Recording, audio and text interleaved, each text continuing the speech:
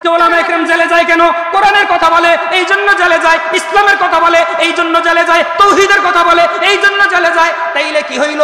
তাইলে হক কথা বলিয়া কোরআনের কথা বলিয়া ইসলামের কথা বলিয়া তাওহীদের কথা বলিয়া যদি জেলে যাওয়া লাগে কোনো সমস্যা নাই। কারণ আমাদের সম্মান নবীজির চাইতে বেশি হয় নাই, কারণ নবীজির সম্মান হলো সবার চাইতে বেশি। আমার পয়গম্বর যদি জেলে থাকতে পারে, আমার পয়গম্বর যদি গৃহবন্দী থাকতে পারে, তাইলে আমরা ওলামা ইকরাম জেলে যাওয়া আমাদের কোনো আফসোসের বিষয় না। হক কথা বলিয়া কোরআনের কথা বলিয়া জেলের ভিতরে আবদ্ধ থাকা, এটা নবীজির সুন্নতে ইস্তিরারি জিন্দা হয়ে যায়। ওজে কেউ মেকে ও বুক্ত খেয়ালি না রহি, বরকত বাই না রহি, শোলা মকাই না রহি, আগিয়া আইন লরা ইমে अगर वक्त नमाज किबला रूह के जुमी पूछ गई कौम हिजाज, एक ही सप में खड़े हो गए महमूद अयाज, न कोई बंदा रहा और न कोई बंदा नवाज, बंदाओ साहिब मुहताज गनी एक हुए, तेरे सरकार में पहुँचे तो सभी एक हुए। আলহামদুলিল্লাহ। শরীয়তপুর ওলামা পরিষদ গোসাইরহাট থানা শাখার উদ্যোগে আয়োজিত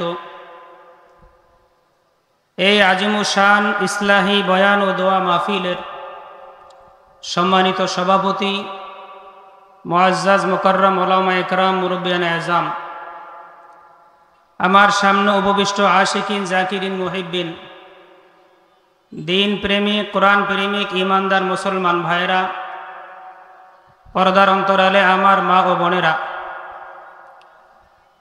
ও আল্লাহ জাল্লা শানুহু আম্মা নওয়ালুহুর দরবারে লাখো কোটি শুকর ও সুজুদ, যে আল্লাহ রব্বুল ইজ্জত আমাকে আমাদেরকে কোরআন ও হাদিসের নিসবতে, দাওয়াত ও তাবলীগের নিসবতে, জিক্র ফিক্রের নিসবতে কিছুদিনই আলোচনা বলা ও শোনার জন্য আল্লাহ বসবার তৌফিক দিয়েছেন। এই জন্যে দিল থেকে শুকরিয়া আদায় করি, আলহামদুলিল্লাহ। আমার সময় অনেক কম, 26:40 শেষ। তো যতটুকু আলোচনা হয় আমরা কথাগুলাকে দিলের কানে শুনবো, আমলের নিয়তে শুনবো, অপর ভাইকে পৌঁছায় দেওয়া নিয়তে শুনবো, তাইলে ফায়দা হবে ইনশাআল্লাহ। আমাকে একটা বিষয়বস্তু দেওয়া হয়েছে, সেটা হয়েছে আলেমদের শান মান, আলেমদের মর্যাদা। তো আলেমদের শান মান মর্যাদা নিয়া আল্লাহ তাআলা কোরআনে কারিমের ভিতরে ইরশাদ করেন। আল্লাহ তাআলা আলেমদের শান বয়ান করছেন, আলেমদের স্তর বয়ান করছেন। আল্লাহ রসুল সাল্লাল্লাহু আলাইহি ওয়াসাল্লাম হাদিসে পাকের ভিতরে বলেছেন, কোরআন ও হাদিসের আলোকে স্বল্প সময়ের মধ্যে যতটুকু সম্ভব হয় আপনাদের সামনে আমি উপস্থাপনা করব ইনশাআল্লাহ। ওমা তৌফিক ইল্লা বিল্লাহ। আল্লাহ তাআলা তার কোরআনে কারিমের ভিতরে ইরশাদ করেন, ثم أورثنا الكتاب الذين اصطفينا من عبادنا। তাহলে এখানে বুঝলাম আলেমদেরকে আল্লাহ তাআলা নির্বাচিত করেছেন। তাহলে আলেম নির্বাচিত করছেন আল্লাহ। এই আলেমকে দুনিয়ার মানুষ নির্বাচিত করে নাই, এই আলেমদেরকে দুনিয়ার মানুষ নির্বাচিত করে নাই, এই আলেমদেরকে নির্বাচিত করছেন স্বয়ং আল্লাহ রব্বুল আলামিন। এরপরে বলতে পারেন, হুজুর আলেমদের আল্লাহ তাআলা তো নির্বাচিত করলেন, আমাদের তো খারাপ মনে হয়, মাঝে মাঝে খারাপও লাগে, তাইলে কি অবস্থা হবে? আলেমদের স্তর আল্লাহ তাআলা বলে দিয়েছেন, কিন্তু সময় হবে না তাফসীলান বলার, সংক্ষেপে বলতেছি। আল্লাহ তাআলা বলেন, ثم أورثنا الكتاب الذين اصطفينا من عبادنا فمنهم ظالم لنفسه ومنهم مقتصد ومنهم سابق بالخيرات بإذن الله যালিকা হুয়াল ফাদলুল কাবীর। আলেমদের স্তর হবে তিনটা। কয়টা? কথা বলেন কয়টা? তিনটা স্তর হবে। একটা স্তর হবে সাবিকুম বিল খায়রাতি বিইذنিল্লাহ, যেই সমস্ত উলামায়ে কেরামদেরকে আল্লাহ পাক রব্বুল আলামিন বিনা হিসাবে আল্লাহর জান্নাত দিয়ে দিবেন। তারা কারা? তারা হইল ওই সমস্ত উলামায়ে কেরাম, তারা হইল ওই সমস্ত ওয়ারাসাতুল আম্বিয়া, যারা সর্বদা আওলার উপর চলে, খেলাফে সুন্নত আমল করে না, মুস্তাহাবের খেলাফ আমল করে না, গুনাহের ভিতরে জড়িত হয় না, সব সময় আওলার উপর চলার চেষ্টা করে, সব সময় আওলার উপর তারা চলে। এই যে ফার্স্ট উলামায়ে কেরাম যারা আছে, এক নম্বর উলামায়ে কেরাম যারা আছে, এদেরকে বলা হয়েছে সাবিকুম বিল খায়রাত। আর এই সাবিকুম বিল খায়রাতি বিইذনিল্লাহ, এই সাবিকুম বিল খায়রাতি বিইذনিল্লাহ যারা এটার ভিতরে পতিত হবে, যারা সন্দেহযুক্ত কাজের ভিতরে ঢুকবে না, খেলাফে সুন্নাত আমল করবে না, সন্দেহযুক্ত আমল করবে না, কোরআন সুন্নাহ অনুযায়ী সে আমল করবে, তার জিন্দেগিকে চালাইবে, ওই সমস্ত আলেমদেরকে আমার আল্লাহ পাক রব্বুল আলামিন বিনা হিসাবে জান্নাত দিয়ে দিবেন। ফামিনহুম মুকতাসিদ, আর এক শ্রেণীর উলামায়ে কেরাম হবে মাঝামাঝি, আর এক শ্রেণীর উলামায়ে কেরাম হবে মাঝামাঝি। তারা কেমন হবে? তাদের দ্বারা কিছু খেলাফে সুন্নত আমল হয়ে যাবে, কিছু মুস্তাহাবের খেলাফ আমল হয়ে যাবে, কিছু কারাহাত তাদের দ্বারা সংগঠিত হয়ে যাবে, ছোট ছোট কিছু অপরাধ হয়ে যাবে।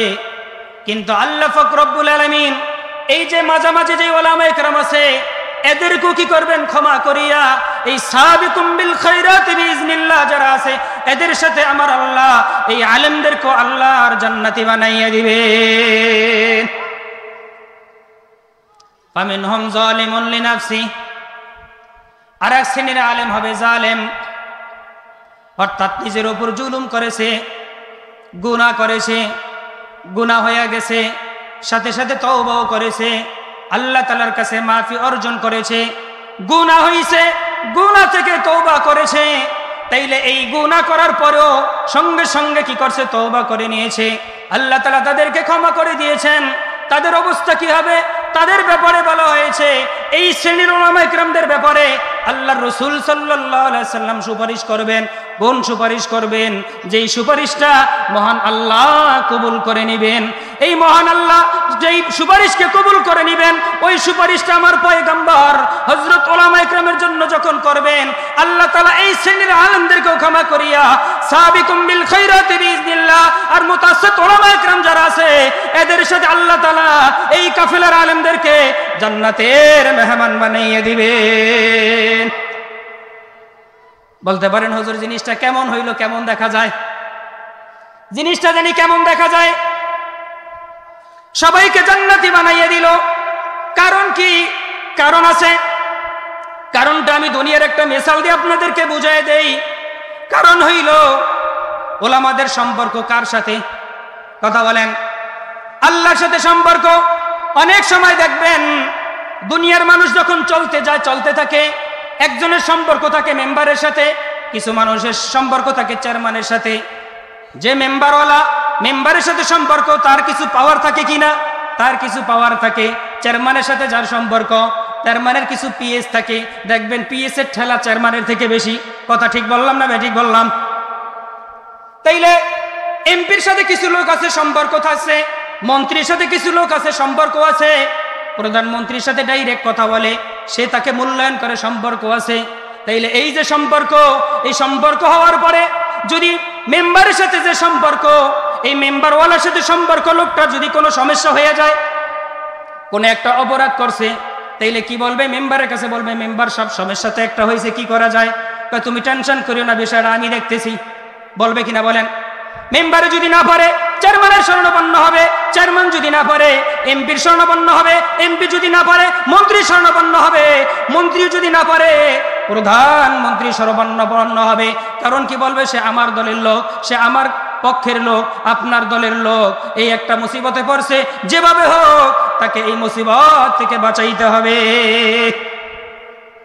তাইলে দুনিয়ার মুসিবতে পড়লে যদি মেম্বার তাকে বাঁচাইতে পারে, চেয়ারম্যান তাকে বাঁচানোর চেষ্টা করতে পারে, এমপি যদি তাকে বাঁচানোর চেষ্টা করতে পারে, মন্ত্রী যদি তাকে বাঁচানোর চেষ্টা করতে পারে, প্রধানমন্ত্রী যদি তাকে বাঁচানোর চেষ্টা করতে পারে, তাইলে উলামায়ে কেরামের সম্পর্ক তো মালিকের সাথে, আলেমদের সম্পর্ক তো আল্লাহ তাআলার সাথে। আলেমদেরকে নির্বাচিত করছেন আল্লাহ, আলেমদেরকে মনোনীত করছেন আমার আল্লাহ তাআলা। যে আল্লাহ তাআলা আলেমদেরকে নির্বাচিত করছেন, ওই আলেম যদি কোনো মুসিবতে পড়ে, ওই আলেম যদি কোনো সমস্যায় পড়ে, তাহলে আমার আল্লাহ হাকামুল হাকিমিন তাদের পক্ষ অবলম্বন করবে কিনা বলেন? তাইলে কেমন অবলম্বন করবে দোস্ত? তাইলে আলেমদের তিনটা স্তর হবে। সাবিকুম বিল খাইরাতি বিইذنিল্লাহ, আল্লাহ তাআলা বলবেন হা বান্দা হা হা হা, তোমাকে আমি ইলমে ওই এই জন্য দান করি নাই, ইলমে ওই এই জন্য দান করি নাই, ইলমে তাওহীদের ইলম এই জন্য দান করি নাই, তোমাকে আমি জাহান্নামের আগুনে জ্বালাইবো। সাবিকুম বিল খাইরাতি বিদরুস, যাও বিনা হিসাবে জান্নাতে চলিয়া যাও। এরপরে মুতাআসসির যারা আছো, তোমাদেরকে ইলমে ওই জন্য দান করাই নাই, মানুষের সামনে তোমাদেরকে অপমান করানো হবে না, না না এটা হবে না, তোমাদেরকে সাধারণ ক্ষমা করে দিলাম, তোমরাও তাদের সাথে জান্নাতে চলে যাও। এরপরে যারা প্রথম শ্রেণী থাকবে, এদেরকেও ক্ষমা করিয়া সুপারিশ নিয়া এই তিন শ্রেণীর আলেমদেরকে আমার আল্লাহ বিনা হিসাবে জান্নাতি বানাইয়া দিবে। এখন আপনার কাছে ভালো লাগলেও কিছু করার নাই, খারাপ লাগলেও কিছু করার নাই, কারণ আলেমদেরকে নির্বাচিত করছেন কে? তাইলে আলেমদেরকে আল্লাহ তাআলা নির্বাচিত করছেন। এই যে নির্বাচিত করছেন আলেমদেরকে, এখন আলেমদের সাথে আপনারা কেমনে চলবেন, কি করবেন, তরতিব কেমন হবে? আল্লাহ পাক রব্বুল আলামিন অন্য আয়াতে বলতেছেন, ইয়া আইয়ুহাল্লাযীনা আমানু লা তারফাউ আসওয়াতাকুম ফাওকা সাওতিন নবী ওয়া লা তাজহারু লাহু বিল কওলি কাজাহরি বা'দিকুম লিবা'দিন আন তাহবাতা আমালুকুম ওয়া আনতুম লা তাশউরুন। আল্লাহ তাআলা বলেন, ইয়া আইয়ুহাল্লাযীনা আমানু লা তারফাউ আসওয়াতাকুম ফাওকা সাওতিন নবী, হে ঈমানদারেরা, হে সাহাবায়ে কেরাম, তোমরা নবীজির সামনে জোরে কথা বলবা না। নবীর আওয়াজের সাথে যেন জোরে আওয়াজ তোমার না হয়, নবীজির সাউন্ড যতটুকু কথা হয় এর থেকে বড় আওয়াজে যেন তোমাদের কথা না হয়। যদি তোমার আওয়াজ যদি বেড়ে যায়, আল্লাহর রাসূল থেকে যদি একটু বাড়িয়ে যায়, তাইলে সমস্যা কি হবে? আমার আল্লাহ জানায় দেন, আনতাহবাতা আমালুকুম, আমার আল্লাহ তাআলা তোমার কৃতকর্মে যত সওয়াব হয়েছে, যত নেক আমল করছো, সমস্ত আমল আমার আল্লাহ ধ্বংস করিয়া দিবেন। তাইলে আলেমদের সাথে উচ্চ স্বরে কথা বলা যাবে? তাইলে আল্লাহ তাআলা জানায় দিলেন, পয়গম্বরের সাথে যদি এরকম হয়, আনতাহবাতা আমালুকুম, যত নেক আমল করছে সব শেষ হয়ে যাবে, ওয়া আনতুম লা তাশউরুন, যে অবস্থা সে টেরও পাবে না, তার খবরও থাকবে না। আহারে নামাজ পড়ছে, আমল নামায় সওয়াব নাই, রোজা রাখছে, আমল নামায় সওয়াব নাই, হজ করেছে, আমল নামায় সওয়াব নাই, তাইলে কি হইল? এরপরে আসেন, আল উলামা ওয়ারাসাতুল আম্বিয়া, উলামায়ে কেরাম হইছে রাসূলের উত্তরসূরি, উলামায়ে কেরাম নবীজির উত্তরসূরি। তাইলে উলামাদের ব্যাপারে কি হবে? তা আলেমদের সাথে জোরে কথা বলা যাবে না, আলেমদের সাথে উচ্চ বাক্যে কথা বলা যাবে না, আলেমদের সাথে চিল্লাচিল্লি করা যাবে না। তুমি যদি আলেমদের সাথে চিল্লাচিল্লি করো, আলেমদের ঠ্যাং ভাঙ্গা দিবা, আলেমদের রক কাইটা দিবা, আলেমদের হাত ভাঙ্গা দিবা, বহুত কিছু বলা যায় দুনিয়ার ভিতরে, তুমি বলো, কোনো সমস্যা নাই। আল্লাহ তাআলা জানায় দেন, আনতাহবাতা আমালুকুম, ও নামাজি, আলেমরে গালি দিছো, তোমার আমল শেষ হয়ে গেছে, নামাজের দ্বারা কোনো কাজ হবে না, রোজার দ্বারাও কাজ হবে না, হজের দ্বারাও কাজ হবে না, যাকাতের দ্বারাও কাজ হবে না। আনতাহবাতা আমালুকুম ওয়া আনতুম লা তাশউরুন, আমার আল্লাহ তাআলা তোমার যেই নেক আমল আছে, নামাজের সওয়াব, রোজার সওয়াব, হজের সওয়াব, যাকাতের সওয়াব, তাসবির সওয়াব, তেলাওয়াতের সওয়াব, যত নেক আমল করছো সমস্ত নেক আমল আনতাহবাতা আমালুকুম, আমার আল্লাহ সব ধ্বংস করিয়া দিবেন। ওয়া আনতুম লা তাশউরুন, যে অবস্থার ভিতরে তোমার খবরও থাকবে না, আহারে তুমি নামাজ পড়ছো, আমল নামায় সওয়াব নাই, রোজা রাখছো, আমল নামায় সওয়াব নাই, হজ করছো, আমল নামায় সওয়াব নাই, যাকাত দিছো, আমল নামায় সওয়াব নাই, তেলাওয়াত করছো, আমল নামায় সওয়াব নাই, তাসবিহ তাহলিল পড়ছো, আমল নামায় সওয়াব নাই। গেছে কোন জায়গায়? তুমি তো বোঝো না কোন জায়গায়। তলায় ছিদ্র আছে, এই ছিদ্র দিয়ে চলিয়ে গেছে। কারণ কি? তুমি তো আলেমদেরকে গালি দিছিলা, আলেম দেখলে তোমার কাছে ভালো লাগতো না, আলেম দেখলে তোমার কাছে খারাপ লাগতো, আলেম দেখলে তোমার কাছে মন ভালো লাগতো না, আলেম তোমার কাছে জ্বালা পোড়া হয়ে যাইতো। তাইলে বাংলাদেশে কিছু লোক আছে না নাই, আলেম ভালো লাগে না, কথা বলেন?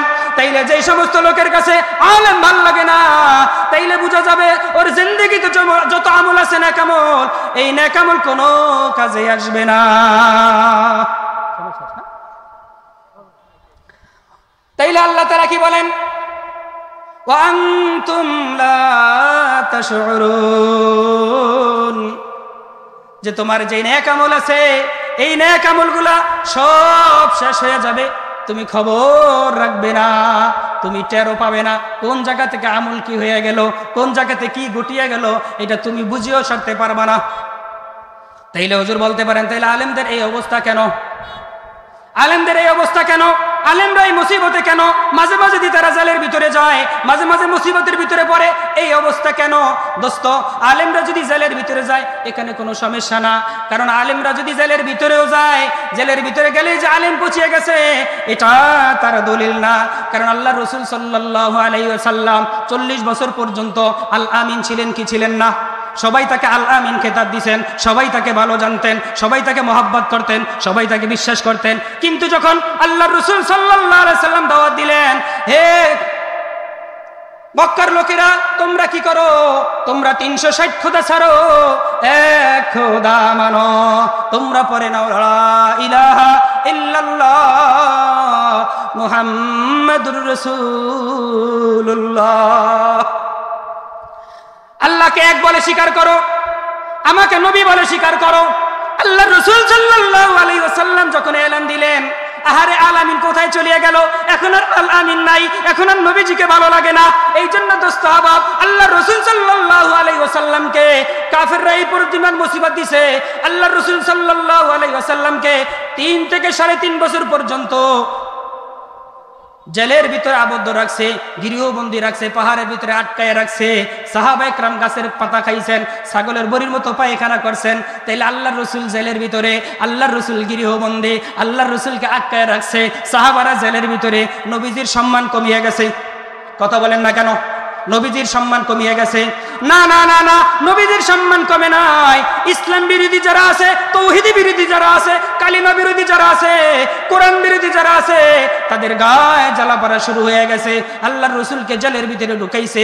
এই জন্য দোস্ত আহবাব, ওরাসাতুল আম্বিয়া হিসাবে যেই সমস্ত উলামা একরাম কোরআনের কথা বলে, ইসলামের কথা বলে, হাদিসের কথা বলে, তৌহিদের কথা বলে, এই তাদেরকে উলামা একরামদেরকে ইসলাম বিরোধী, কোরআন বিরোধী যারা আছে, এরা কি করে? তাদেরকে জেলের ভিতরে ঢুকায়। এই জন্য আলেমদের শান মান আল্লাহর দরবারে কমে নাই। আল্লাহ রাসূল জেলের ভিতরে, আল্লাহ রাসূলের সম্মান কমছেনি বলেন? কেন গেছেন? ইসলামের দাওয়াত দিছে এই জন্য, কথা বলেন না কেন? তৌহিদের দাওয়াত দিছে এই জন্য, কথা বলেন না কেন? এই জন্য কিনা? তাইলে আজকে উলামা একরাম জেলে যায় কেন? কোরআনের কথা বলে এই জন্য জেলে যায়, ইসলামের কথা বলে এই জন্য জেলে যায়, তৌহিদের কথা বলে এই জন্য জেলে যায়। তাইলে কি হইল? তাইলে হক কথা বলিয়া, হক কথা বলিয়া, কোরআনের কথা বলিয়া, ইসলামের কথা বলিয়া, তৌহিদের কথা বলিয়া যদি জেলে যাওয়া লাগে কোনো সমস্যা নাই। কারণ আমাদের সম্মান নবীজির চাইতে বেশি হয় নাই, কারণ নবীজির সম্মান হলো সবার চাইতে বেশি। আমার পয়গম্বর যদি জেলে থাকতে পারে, আমার পয়গম্বর যদি গৃহবন্দী থাকতে পারে, তাইলে আমরা উলামা একরাম জেলে যাওয়া আমাদের কোনো আফসোসের বিষয় না। হক কথা বলিয়া, কোরআনের কথা বলিয়া জেলের ভিতরে আবদ্ধ থাকা, এটা নবীজির সুন্নতে ইস্তিরারি জিন্দা হয়ে যায়।